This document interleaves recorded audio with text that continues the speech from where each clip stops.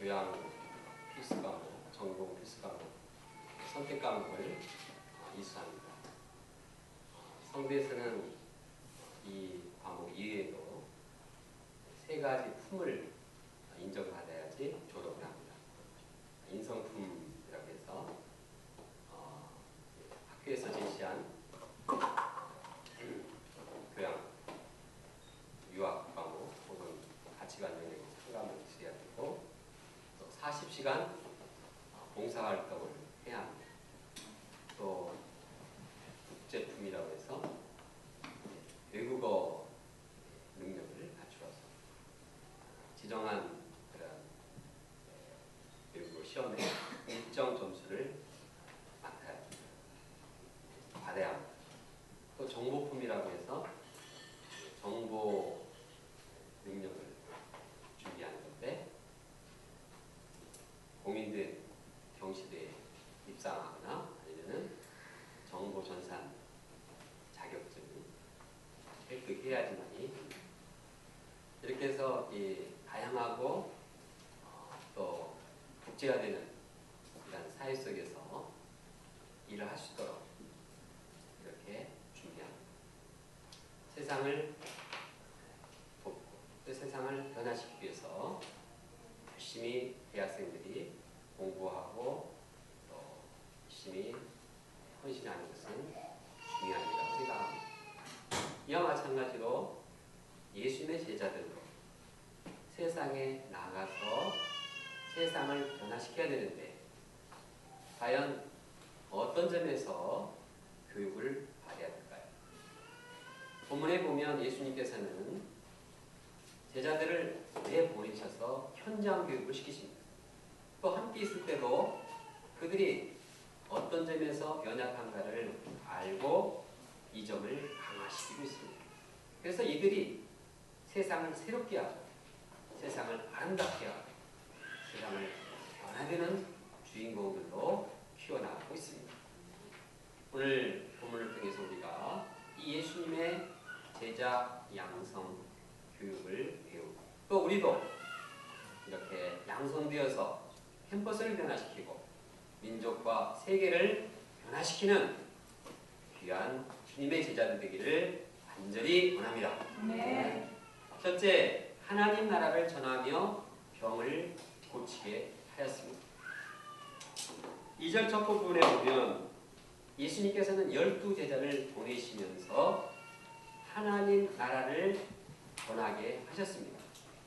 하나님 나라의 전파, 이것은 원래 예수님의 사명이었습니다. 예수님께서 공생애를 시작할 때부터 아주 마지막까지 계속 줄기차게 하신 일이 뭡니까? 하나님 나라 전파입니다. 오늘 본문에 보면 몇 절입니까? 10몇 절인데, 무리들이 몰려오니까 하신 일이 뭡니까? 많은 일이 있었지만 양들에게 하나님 나라를 전파했습니다. 또한 예수님께서 십자가에 죽으시고 부활하셔서 40일 동안 이 땅에 계셨죠. 그때 하신 일이 무엇입니까? 사도행전 1장 3절에 보면 하나님 나라를 전파했다고 말하고 있습니다. 하나님 나라를 아주 줄기차게 계속적으로 전파하셨고, 또 이것이 이것을 제자들이 전하도록 하셨습니다. 사실 제자들은 믿음이 연약했습니다. 말을 해도 잘 무슨 뜻인지 몰랐습니다. 예를 들어서 예수님께서 씨 뿌리는 비유를 말씀하셨을 때 영적으로 해석을 못해서 이게 무슨 뜻이죠? 하고 물어야만 했습니다. 그것이 바로 누가복음 8장에 나오는 이야기입니다. 또 광풍이 불었을 때 제자들은 무서워서 공포에 시달려 믿음이 없이 이렇게 두려워 떨었습니다. 이것이 제자들의 현재의 모습입니다. 제자들은 영적으로 어렸습니다. 그러나 예수님은 그들이 하나님 나라를 전파하도록 교육시켰습니다. 내보냈습니다. 제자들은 이 명령에 순종하기가 쉽지 않았습니다. 믿음도 어렸죠. 뿐만 아니라 말씀을 전할 때 거기에 핍박의 세력이 있습니다. 배척하고 안 받는 사람이 있습니다. 이런 사람들을 보면 마음이 상처를 받습니다. 어렵습니다. 그러나 예수님은 보내면서 하나님 나라를 전파하게 하셨습니다. 왜 그랬을까요? 왜 이렇게 어렵고 힘든데도 불구하고 예수님은 하나님 나라를 전파하게 하셨을까요? 그 이유는 하나님 나라 전파야말로 인생을 가장 본질적으로 행복하게 하는 것이기 때문입니다. 인생의 진정한 행복이 어디 있습니까? 영혼의 참 만족과 기쁨이 어디 있습니까? 우리 세상에 살면서 아무리 즐기고 먹고 마셔도 우리 영혼에 진정한 행복이 없습니다. 그러나 하나님 나라의 복음이 전파될 때 우리 마음의 모든 죄의 얽매임은 벗어나고 영혼은 자유롭게 됩니다. 영혼의 만족을 누리고 기쁨을 누리고 또한 하나님 나라의 소망 가운데 영생의 소망 가운데 살아가게 됩니다. 하나님 나라의 그 복음을 전하면 이상하게 우리 마음이 깨끗해지고 우리 마음이 새롭게 되고 그러므로 인생의 진정한 즐거움, 기쁨, 은혜는 하나님 나라의 복음을 영원히 담고 있습니다. 하나님 나라의 복음은 인생의 궁극적인 방향입니다. 목표입니다. 이 세상은 100년, 오래 살았자 120년 끝납니다. 그러나 하나님 나라는 영원한 생명을 가지고 있습니다. 그래서 우리는 이 땅에 살면서도 하나님 나라의 생명력을 가지고 영원한 영생의 그런 생명력을 가지고 기쁨으로 살아가게 됩니다. 변치 않는 영원히 부활의 이 생명력을 가지고 지금부터 살아야 됩니다. 이것이 가장 인생의 본질적인 방향이고 목적이고 행복이 있는 것입니다. 그래서 예수님은 이것은 제자들이 어쩌든지 어릴지라도 하기 힘들어도 이것은 전해야 된다. 그냥 어릴 때부터 그걸 계속 전하도록 이렇게 교육시킨 것입니다. 왜 우리 박지현 목사님이 캠퍼스에 나가는데 어려워하는데 왜 자꾸 데려가려고 합니까? 갑자기 캠퍼스에 나가려면 머리가 아픕니다. 배가 아픕니다. 그런데 왜 자꾸 가자고 합니까? 이것만이 본질적으로 인생을 행복하게 하고 이것만이 인생의 궁극적인 목표이기 때문입니다. 우리 지연 목사님뿐만 아니라 우리 모두가 하나님 나라의 복음 전파를 최우선적인 사명으로 알고 여기에 대해서 도전해야 합니다. 그때 우리 마음에 하나님 나라 임하는 기쁨이 있고 양떼들도 또 살아나는 길이 있습니다. 제자들이 어렵지만 예수님의 말씀에 순종했습니다. 순종해서 하나님 나라의 복음을 전했습니다. 그런데 거기 놀라운 역사가 일어났습니다. 하나님 나라를 전파하니까 사람들의 마음에 하나님 나라가 임했습니다. 그냥 하나님 나라가 없이 귀신의 나라만 있었는데 사단의 나라만 있었는데 그 마음 가운데 하나님의 다스림을 받고 하나님의 통치함을 받으니까 그 마음에 영생의 기쁨이 있고 죄사함의 은혜가 있고 놀라운 소망이 새로운 인생의 소망이 생겼습니다. 와, 사람들이 기뻐하며 참 하나님의 소망을 가지며 힘을 얻었습니다. 그 모습을 보니까 그냥 제자들도 힘이 났습니다. 자기가 전한 하나님 나라의 복음을 듣고 막 사람들이 심령이 싹 살아나니까 제자들도 그냥 기뻐서 신나서 더 열심히 복음을 전했습니다. 지치는지도 모르고 전했습니다. 또한 예수님께서 제자들을 보내셔 하게 하신 일이 무엇입니까? 그것은 질병의 치유였습니다. 당시에는 병자들은 많은데 병원이 별로 없었습니다. 의사들도 별로 없었습니다. 본토받는 그 사람들을 고치는 그 질병으로 고생하는 사람들을 고치는 일을 제자들이 하게 했습니다.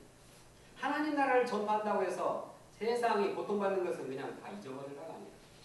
그 고통받는 그 질병, 많은 사람들이 이 괴로워하고 시달리는 그 문제를 해결을 하도록 했습니다. 사실 제자들은 의대 출신이 아닙니다. 그들은 가방줄이 짧습니다. 학교도 제대로 안 다녔습니다. 학문도 없었습니다. 그러나 예수님은 양들이, 사람들이 괴로워하는 그 문제에 도전하게 했습니다.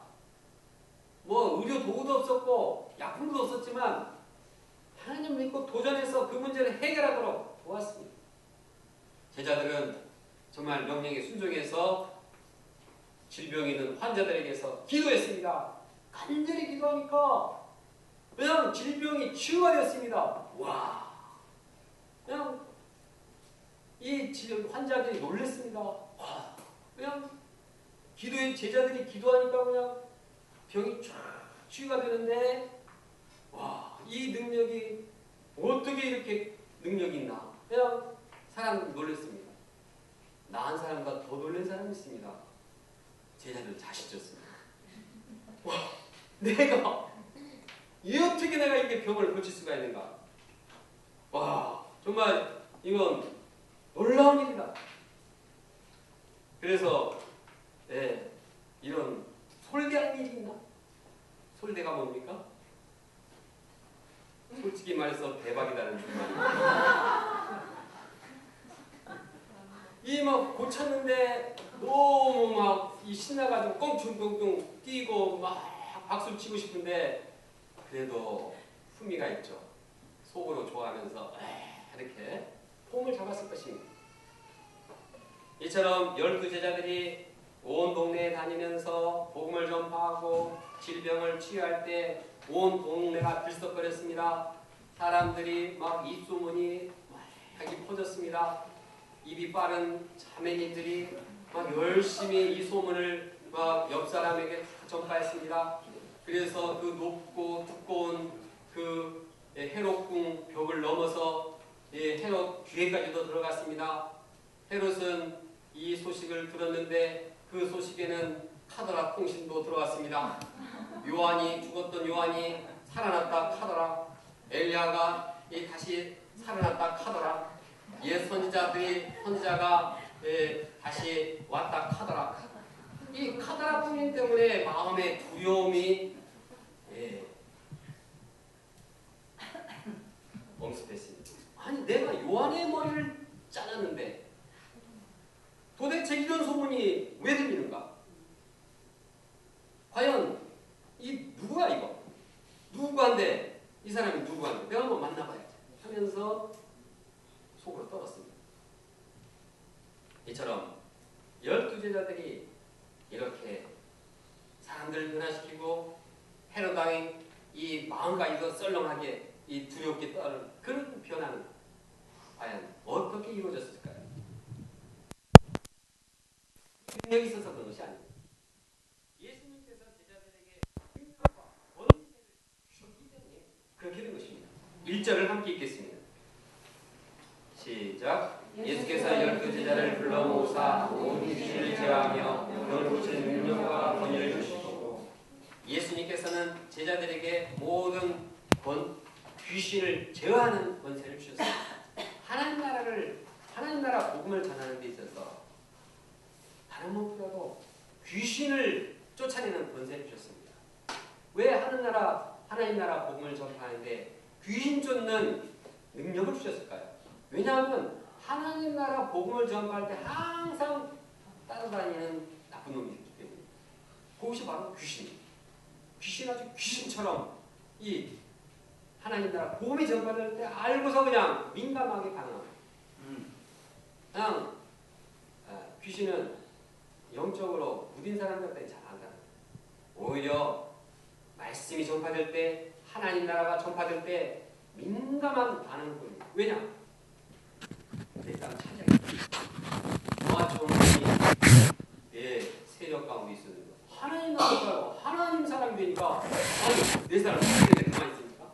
어떻게 어디서든지 하나님 나라 복음 전할 때 거짓말, 생각 부리는 거예요. 믿지 마. 마음을 딱딱하게 하는 거예요.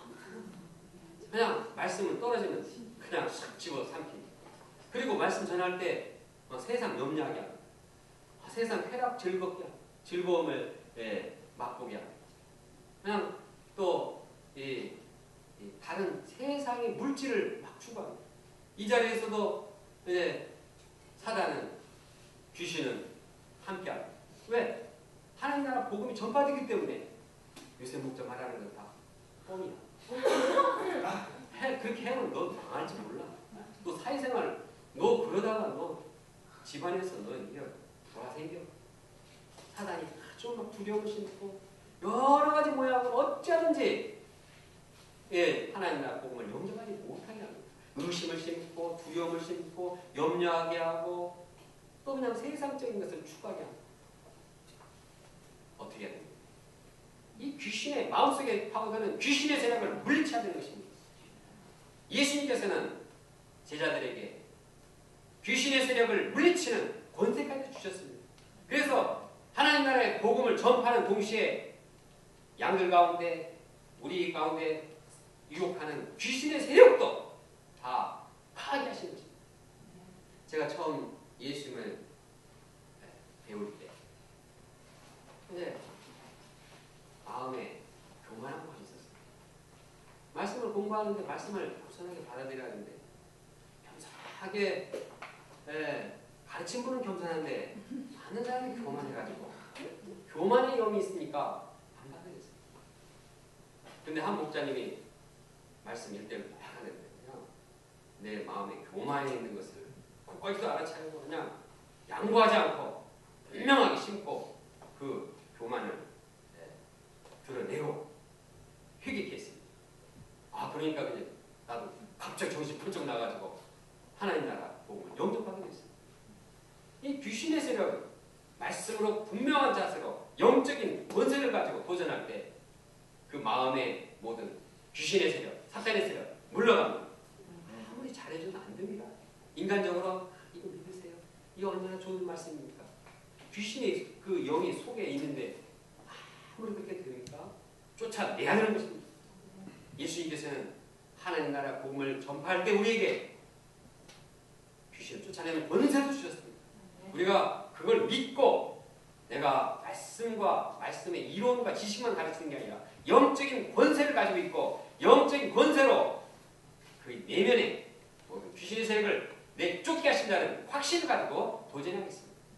그때 거기에 놀라운 하나님 나라의 이 하나님 나라 임하게 된 것입니다.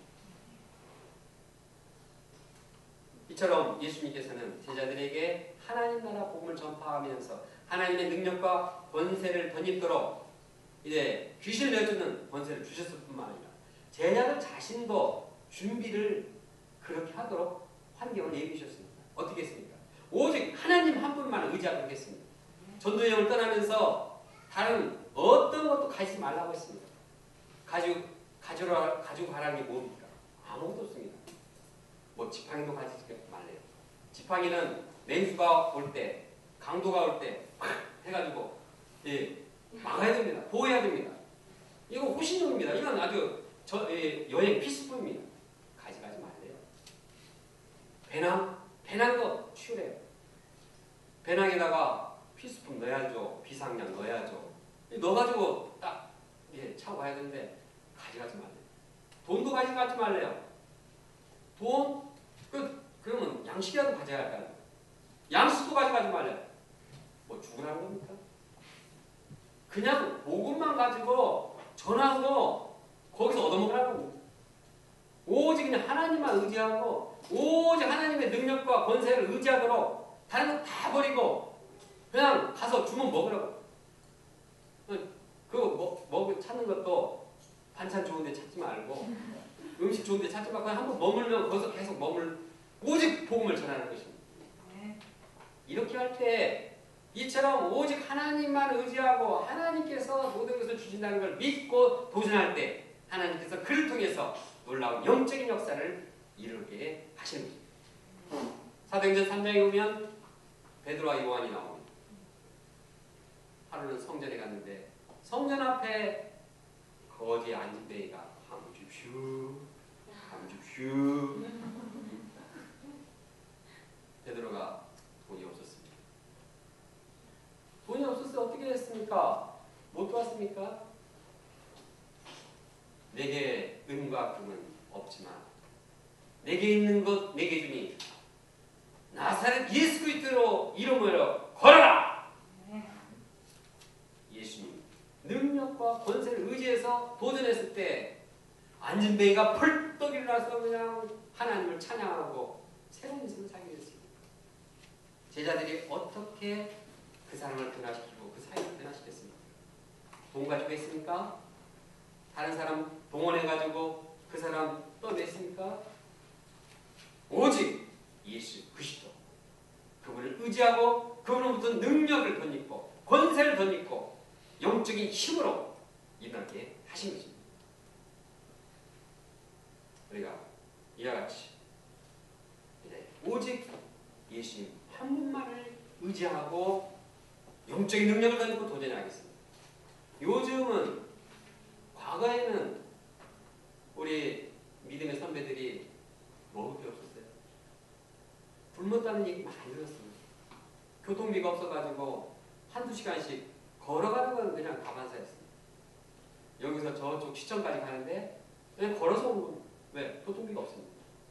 그래도 하나님의 능력의 역사가 있었습니다. 왜 그랬습니까?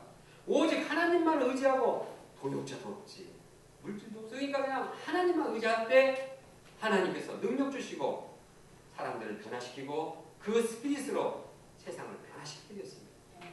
요즘은 부자가 되었습니다. 교회도 부자요. 사람도 많아져요. 그러니까 하나님 의지를 잘 안 합니다. 문제 있으면 그냥 돈 줘서 해결합니다. 뭐 좀 하면 그냥 사람들 모아서 해결합니다. 교회가 그냥 기업이 됐습니다. 여기에 영적인 능력이 서서히 사라지고 있는 것입니다. 우리의 모습은 어떤가? 우리는 정말 오직 예수 그리스도 그분만을 의지하고 그분을 통해서 능력과 권세를 의지하고 있습니다. 오히려 하나님께 주신 센터가 있습니다. 참 은혜를 감사하며 오직 주님만을 의지해야 되는데 오히려 그 의지하는 마음이 사라지고 있지는 않습니다. 만약 그렇게 된다면 우리는 회개하고 오직 하나님의 능력과 권세를 의지하고 권세를 덧입고 도전하여서 영혼들을 변화시키는 역사에 동참해야겠습니다. 둘째로 무리에 대한 책임감을 갖게 했습니다. 날이 저물어 어둑어둑해졌습니다. 사람들은 엄청나게 많은데 이제 날은 저물어가고 배는 고프고 제자들은 피곤했습니다. 제자들은 이 무리들을 보면서 예수님께 제안했습니다. 우리가 있는 곳이 빈들인데요. 날이 좀 점점 어두워지네요. 사람들을 보내야 하지 않겠어요?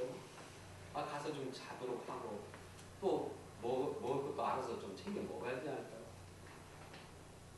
제자들의 말은 아주 합리적이었습니다. 당연한 것이었습니다. 아니 그 많은 사람이 있는데 이제 배고프고 자야 되는데 어떻게 합니까? 보내야죠. 당연히. 이 빈들에서 어떻게 합니까? 그러나 예수님의 청청병력과 같은 방향이 것입니다. 너희가 먹을 것을 줘라. 너희가. 사람들이 가는 게 아니라 네가 먹여라는 것입니다. 와, 이 참 방향이 저쪽이었는데 이쪽으로. 네가 책임져라. 책임감을 제자들에게 줬습니다. 무리에 대한 책임감을 제자들에게 줬습니다. 이것은 마치 어린아이에 대한 부모의 책임감을 가지라는 뜻입니다. 어린애가 배고파서 엉엉 울고 있는데 소유가 배고파서 울고 있는데 야 네가 알아서 먹어. 이렇게 말한다면 그게 부모입니까? 배고픈데 승섭이가 배고파하는데 엄마 나 배고파 그러는데 네 알아서 먹어. 어떻게 먹어? 가서 구걸에다 먹어. 그게 부모입니까? 앵벌이지. 근데 문제는 그 시대에 앵벌이와 같은 지도자들이 너무 많았다는 것입니다. 당시에 바리새인들, 종교 지도자들인 서기관들, 사두개인들 수만 명이 있었습니다. 그런데 부모와 같이 이 무리들에 대한 책임감 있는 지도자가 없었습니다. 얘네들이 다 알았어요. 책임감 있는 지도자들이 눈 씻고 볼 리가 없었습니다. 그들은 무리들한 책임감보다 무리들을 이용해서 부를 축적했습니다. 그래서 그 시대 지도자들은 학식도 높고요, 가진 것도 많았습니다. 근데 무리들을 이용해서 자기가 그렇게 다 잘 먹고 지식도 다 높아갔습니다. 그들을 책임감을 가지고 먹여 살려야겠다는 그런 지도자가 없었습니다. 예수님은 이러면 안 된다. 너네들은 책임감을 가진 지도자가 되어야 된다. 니네들이 현재 없지만 책임감을 가지고 도전해야 된다. 너희가 먹을 것을 줘라. 이것은 예수님의 제자들에 대한 도전이에요. 책임감이 없는 그 제자들을 향해서 이 지도자가 되도록 하신 것입니다. 예수님은 우리에게도 마찬가지입니다. 책임감을 가지고 먹이도록 하십니다. 과연 우리는 누구에 대한 책임감이 있습니까? 내가 성대 캠퍼스에 대한 책임감이 있습니까? 내가 세계 캠퍼스에 대한 책임감이 있습니까? 내가 먹여야 살려야겠다. 아니면은 양들 불러오면 내가 좀 어떻게 좀 한번 떠볼까? 뭐 그런 생각도 있습니까? 책임감이 있는 지도자를 원하십니다.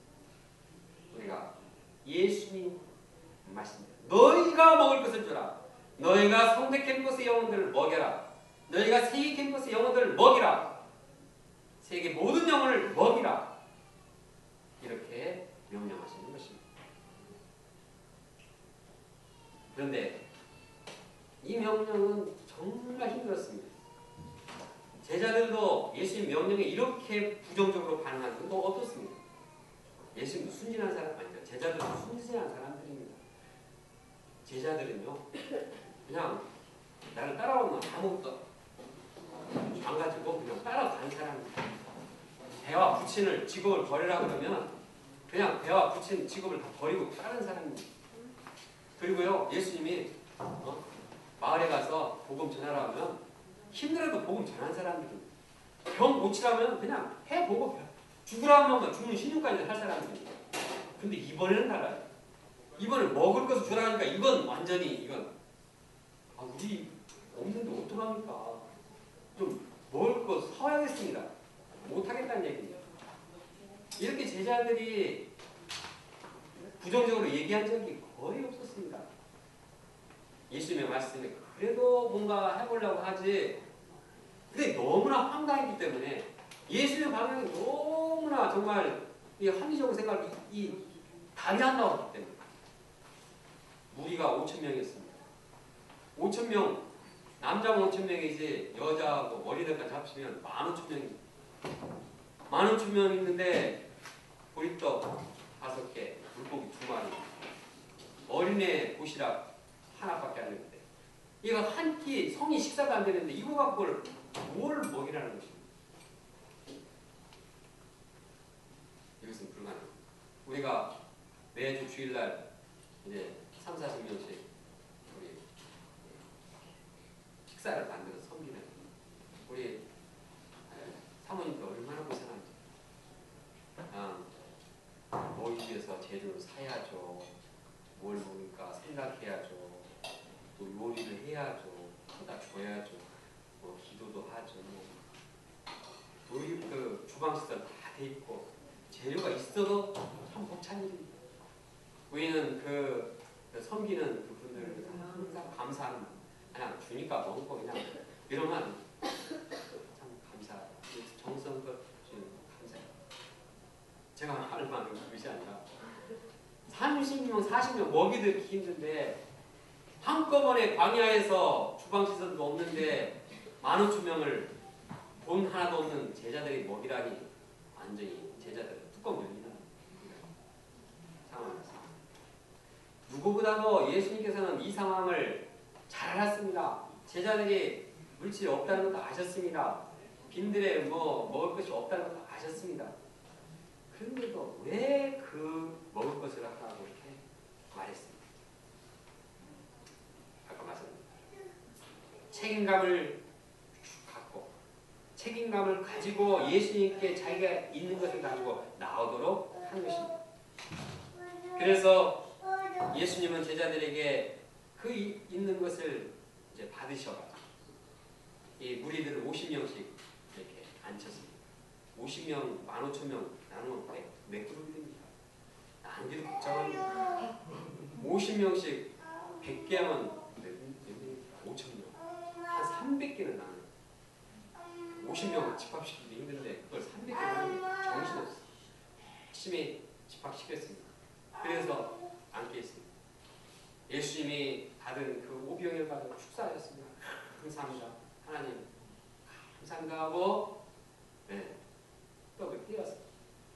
계속 제자들에게 나눠주고 제자들이 그걸 받아다가 계속 50명인데 이 그룹 저 그룹 12명이 나눴습니다. 허벌나게 막 줬습니다. 그런데 그냥 안 먹은 사람이 하나 없이 먹고 남은 것을 이렇게 보다 보니까 12바구니 그냥 넘치게 남았습니다. 이럴 때 5병을 5,000명을 먹인 분이 누구입니까? 15,000명을 광야에서 먹인 분이 누구입니까?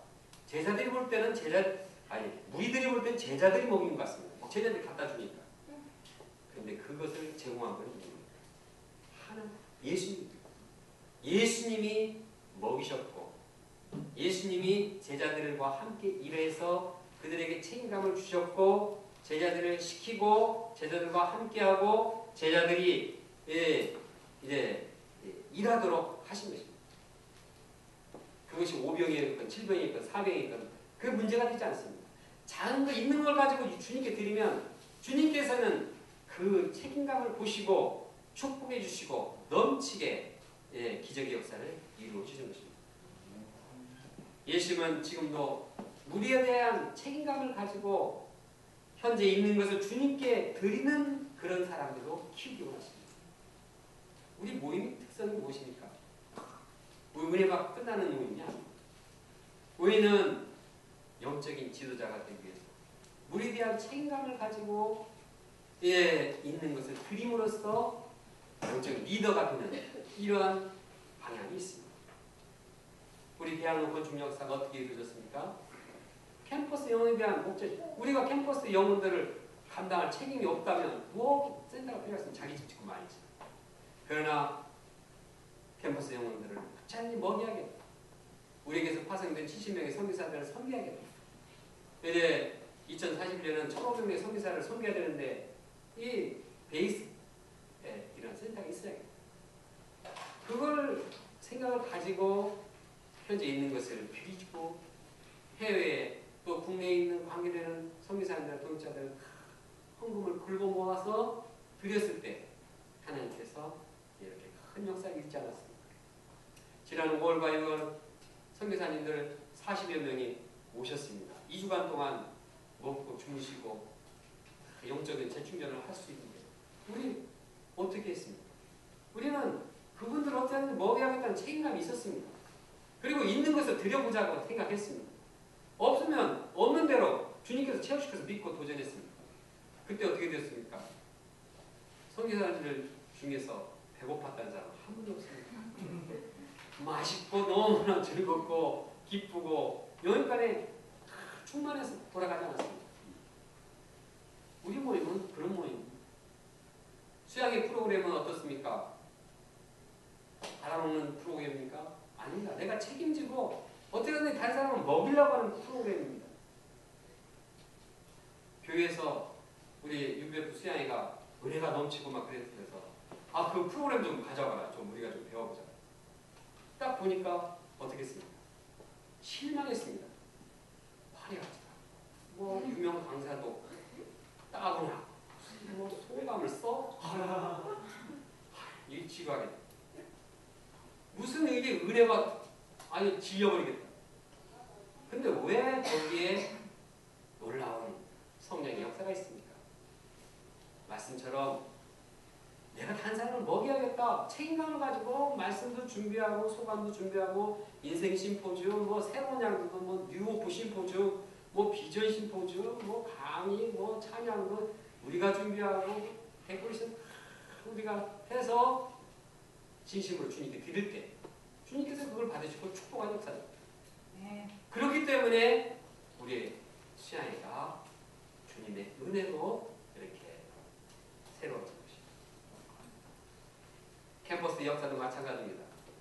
우리는 무슨 전도 폭발 운동, 무슨 새로운 무슨 알파 코스 이런 잘 물론 그런 것도 있어야겠죠. 근데 현장에는 없습니다. 근데 좀 무식합니다. 근데 뭐가 있냐? 내가 캠퍼스에 대한 책임감이 있기 때문에 내가 올라가서 내 있는 것을 드리겠다. 그냥 그 한 영혼을 위해서 내가 몸 바치겠다. 그냥 도전하고 심정을 드리고 책임감을 가지고 도전하니까 하나님께서 그걸 받으시고 축복하신 것입니다. 2004년 대기양성에서 LA 엘카미노 센터를 개척했습니다. 지금부터 한 7년 됐죠. 첫 양이 모세 웹스터라는 볼것 같은 형제였습니다. 그는 2년제 대학 그 대학 이름이 엘카미노 2년제 대학. 2년제 대학 다니는데 이 사람이 미국 사람인데 영어를 쓸 줄을 모르고 읽을 줄도 모르는 아주 참 신나는 그냥 예배 메시지 전할 때부터 자기 시작해가지고 끝날 때 깨어나는 그런 참 소망이 없는 사람이었습니다. 그러나 선교사님이 1대1로 그냥 3년 동안 충분히 도왔습니다. 그러더니 그냥 3년 후에 예수를 믿고 변화되기 시작했습니다. 변화되니까 이 형제 하나가 일주일에 18팀을 들여서 양들을 섬겼습니다. 이렇게 선교사님 캠퍼스 생활에 대한 책임감을 가지고 볼것 같은 그 형제를 주님께 드리고 최선을 다했을 때 하나님께서 축복하시고 그를 변화시켜 주시고 그를 통해서 또 다른 그래서 지금 이제 훌륭한 인재들이 많이 모여들고 있습니다. 그래서 그 보스라는 형제, 캐서린이라는 형제 그런 사람들은 이제 교수가 되었습니다. 근데 그 보스라는 형제는 매주 그냥 30대 일들이 있습니다. 그래서 현재 엘카미노 센터는 60명, 70명대 예배를 이루고 매주 230팀이 1대1 하고 있습니다. 아주 1대1에 그냥 5병이 되고 있습니다. 활기차게 역사가 일어나고 있습니다. 영적으로 정말 힘든 황무지와 같은 그 미국. 언어도 잘 안 통하고 문화도 다른데 어떻게 이러한 역사가 있어요? 성공 비결을 물어봤습니다. 거기 배교한 선교사님이 대답하기를 별거 없다. 캠퍼스에 나가서 초청하고 기도하고 1대1로 성경밖에 없다. 프로그램 아니요. 무엇이? 책임감을 가지고 우리가 있는 것을 온전히 드릴 때 하나님께서 축복해 주시는 것입니다. 우리 성대 캠퍼스 개척을 이룰 때도 이거 어떻게 하겠습니까? 성대 캠퍼스에 학생 수가 몇입니까? 재학생이 28,000이고 대학원생이 8,000명입니다. 36,000명. 36,000. 어떻게 모릅니까? 생각해도 불가능합니다. 어렵습니다. 부담스럽습니다. 그러나 어떻게 이길 수 있습니까? 책임감을 가지고 내가 가진 오병 1대1 오병이요.